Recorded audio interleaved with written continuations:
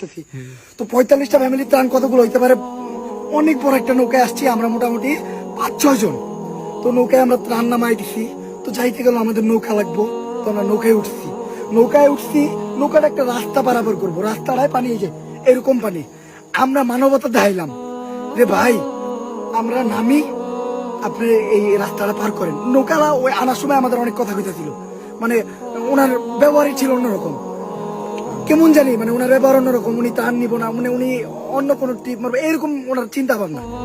তো আমরা চিন্তা করলাম যে এইটুকু রাস্তা আমরা একটু ওনার রাস্তায় আমরা সুন্দর করে পার করতে দিলাম, আমরা সবাই নেমে গেলাম যাতে নৌকাটা হালকা নৌকাটা পার করতে পারে।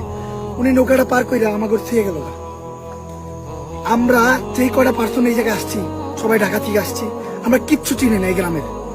এখন যে আমাকে ওনা এই জায়গায় রেখে গেল, আমরা ওই জায়গায় যাবো কেমনে?